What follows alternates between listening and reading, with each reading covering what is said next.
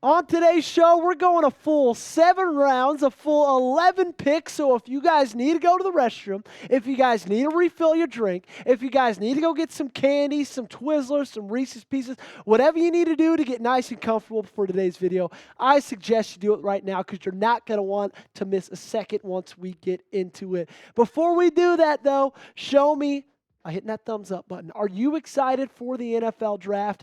If so, give me a like. I love the draft. It's one of my favorite times of the year. It's one of the only thing that gets me through the entirety of the offseason. So if you love it like I do, if you're excited for it, go ahead, hit that thumbs up button. Let's go over Baltimore's picks.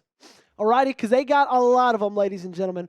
Round 1, they're at pick number 27. They got 1 in the 2nd, 1 in the 3rd, 2 in the 4th, 2 in the 5th, 3 in the 6th, and then they round out in round 7 with a single pick at number 245. You're right, ladies and gentlemen. 11 overall draft picks. So what are some positions of need? Okay? What are some positions that I think Baltimore should target going into the 2025 NFL draft? Well, I've got 4 of them, okay? Edge rusher, cornerback, wide receiver, offensive line. Those are my 4 biggest needs. I think the top 2 go as follows: edge 1, corner 2. I think offensive line, wide receiver, depending on what happens in free agency, those 2 might be able to get shifted around. So let's dive in to this mock draft and see who the Ravens took. And round 1, number 27 overall, cornerback out of the University of Texas, Jahdae Barron. And I think, ladies and gentlemen, ultimately, also, if you guys don't know, I'm the one doing these picks in a PFF mock draft simulator, okay?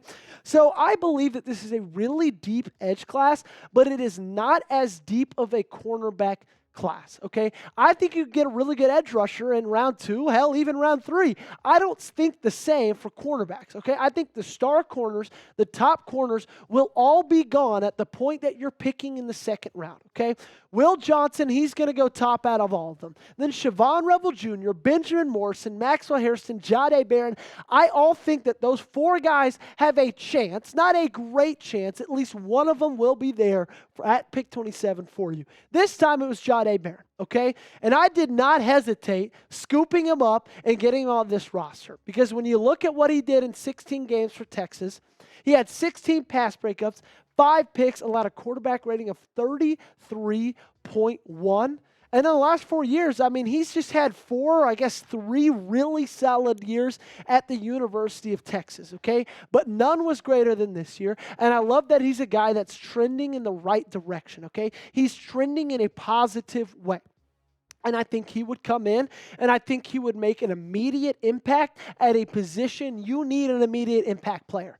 Okay, I have a lot of faith in Nate Wiggins. I have a lot of love for Marlon Humphrey and what he was able to do this past season. I think he's going to be phenomenal again in 2025. But outside of those 2 guys, okay, with Brandon Stevens probably gone, okay, with everybody else, I think that Jahdae Barron could come in here and he could be a star for this team and make a big difference in this pass defense and in this defense in general. Let me know down below in the comment section what position should the Ravens draft in the 1st round. Do you think it's edge rusher? Do you think it's corner?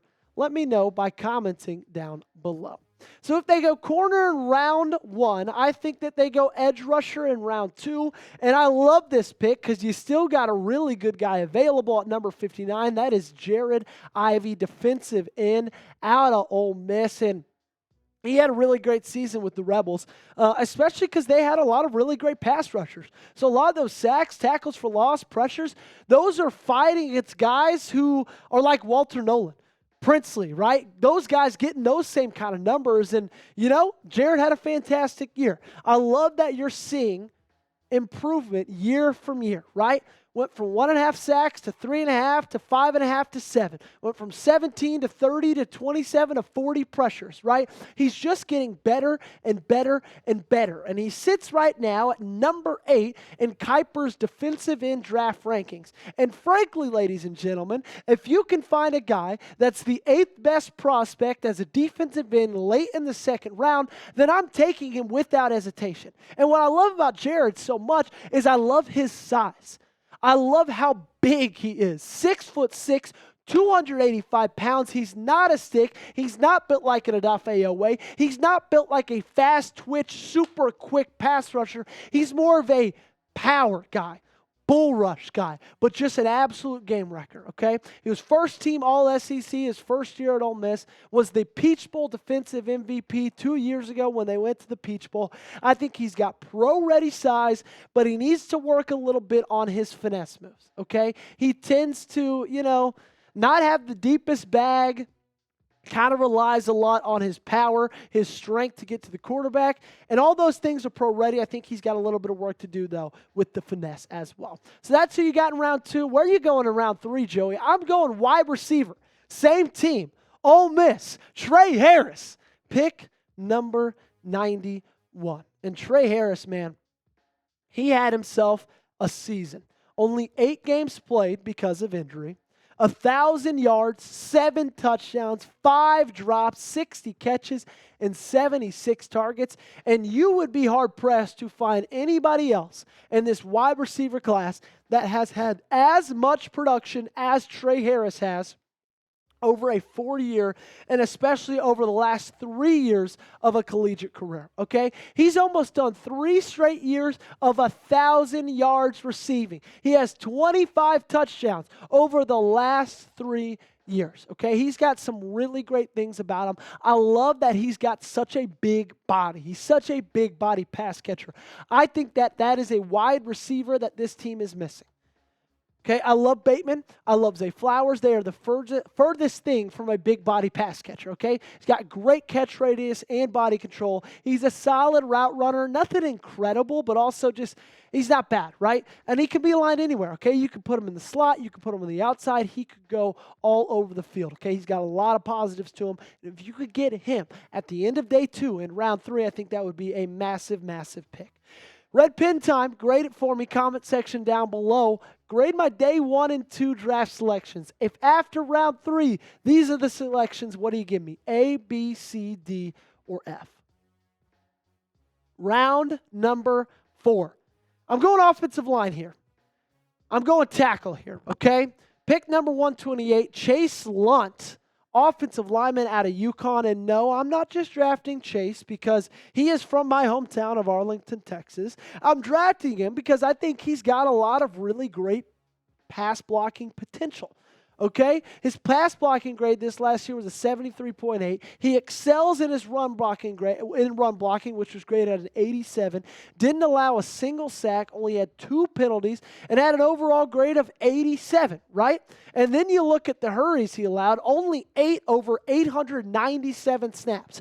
Only allowed 1 hit on 897 snaps. And again, I say 0 sacks on 897 snaps. And what I love through the first 4 rounds is that Baltimore gets all 4 needs. Okay, we came into this draft, we started this video saying this team needs corner, edge rusher, wide receiver, offensive lineman. And if this happens, okay, if these 4 rounds go as chalk come April, I'd be really, really ecstatic that they're knocking them off one by one. You go back to the defensive side of the ball in round 4 with Tyler Batty, defensive end out of BYU. Big kid out of Provo, Utah. Took a couple of years to go on mission. He's an older cat, right, as they usually are coming out of BYU. But he had a great 40-year career, right? 165 total tackles, 26.5 tackles for loss, 15 sacks, all of that in just 39 games. His 2024 season was nothing really to write home about, but I think based off of size and what we've seen from him along his career, I think he's going to be a really solid pro if he gets in the right situation. He's got some pros, he's got some cons. I think he has a super high motor, and he also has multiple pass rush tools, right? He's not just a one-trick pony kind of guy when it gets to getting to the passer. However, he's not as quick off the snap, right? He doesn't have that necessary twitch that you see guys like the Mike Greens, the James Pierce Jr., the guys that are going to go top 20 like those guys have. He's also not a sure tackler, which is nothing that you want coming off of that edge at that size, at that position, and that's just something that comes with his game. So what say you? Let me know. Do you think the Ravens need a new edge? If so, like the video for me. If not, and you think Odafe Oweh, Kyle Van Noy are good enough, then hey, that's your prerogative. But if you agree with me that they need a new edge rusher, go ahead, give me a thumbs up. Sticking into round 5 now, O'Donnell Fortune, cornerback out of South Carolina at pick number 176. And man, he's had a pretty incredible offseason. He won the MVP of the East-West Shrine Bowl just in earlier February, one of the oldest bowl games and senior bowls in this country's history. He was the MVP of that one. He took a pick 6, and when you do that, you're going to get awarded from it, okay? He had a fantastic outing, though, right? He only allowed 5 yards. He had an interception. That went for 6. He had a pass breakup. He had a 16.7 passer rating allowed and a 91.1 coverage grade, okay? And I know what you're saying, Joey, why are you drafting a guy solely on what he was able to do in a Senior Bowl? I'm not doing that, okay? I'm not saying that. But what you saw in that game, I think, is indicative of what you've seen his entire career, especially this last year at South Carolina. I think he's one of those defensive backs that has a nose for the ball, and I think when what you've seen in this team and their lack of an ability to create turnovers in the postseason, I think he can help that out a ton. Next up, we go back to the offensive side of the football in round 5. Just 2 picks later, you offensive lineman out of Wisconsin, Jack Nelson, and I'm not going to lie to you guys. I think going offensive lineman out of Wisconsin is one of those positions with one of those colleges that has almost a 100% hit rate, okay? Give me those corn-fed boys all day long. Jack Nelson is no different. 6'7", 316 pounds. He had a 79.9 PFF grade, only allowed 1 sack in 2024. And I'm assuming that Ronnie Stanley is going to be gone. Okay, that's my assumption. I think where the Ravens sit right now in their cap space and what they want to do for the rest of this offseason, I just don't think it makes sense to give him the money that some other teams, like the Commanders, might possibly get him, okay? So if that is the case, then I love stacking up on offensive linemen. The second tackle that was drafted, I think Jack Nelson's got a whole ton of potential. Let's go to round 6, shall we? Wide receiver out of Maryland, Ty Felton with the 185th overall pick. You are seeing that correctly. In 9 picks, the Ravens have 3. In 9 picks, the Ravens have 3 selections. Absolutely electric, okay? Ty Felton had a great year at Maryland when they didn't really have a great year as a whole. He had 1,000 yards receiving, 9 touchdowns.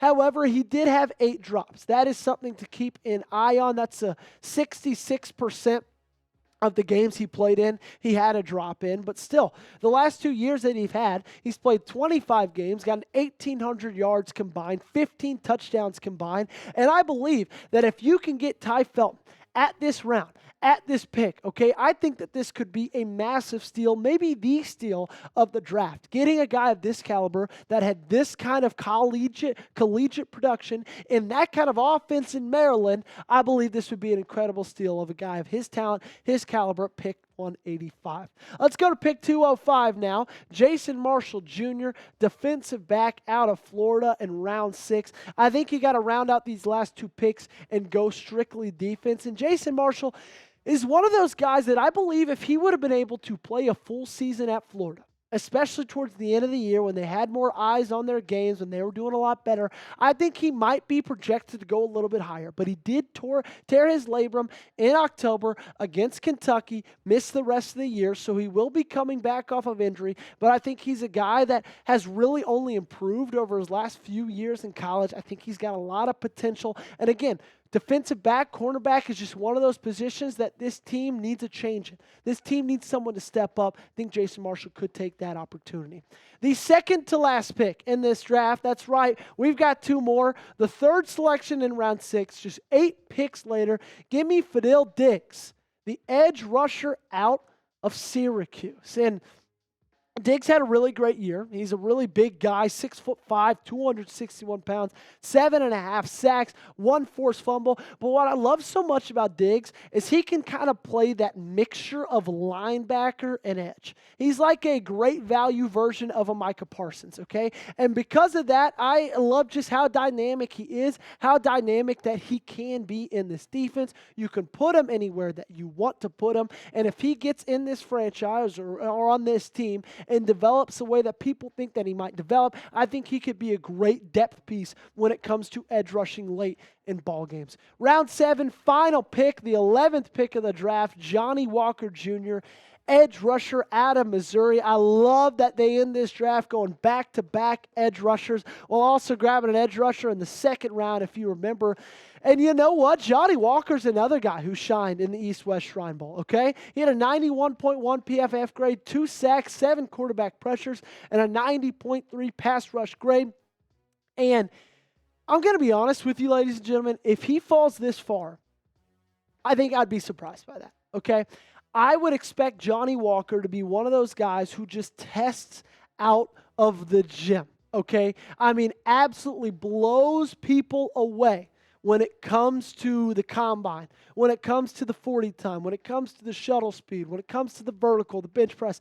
I think he's going to blow people away. I think that's going to buy him maybe a round and a half. So I'd be surprised if he still was there at 7. But if he's there in the 7th round, I'm taking him. So there we go, my full mock draft, all 7 rounds, all 11 picks, starting with Jahdae Barron all the way to Ty Felton to Fadil Diggs, and then rounding it out with Johnny Walker Jr. I doubt Baltimore has all 11 picks when they go into this draft. I would expect them to trade a pick away either in the draft or come free agency. You know, you got a lot of assets, you got to use them. But how do you feel? Okay, rate my first mock draft, the first one of the season. We'll be doing these more often. If you like it, let me know. Scale it for me 1 to 10 in the comment section down below. And if you haven't already, make sure to subscribe and hit that thumbs up button.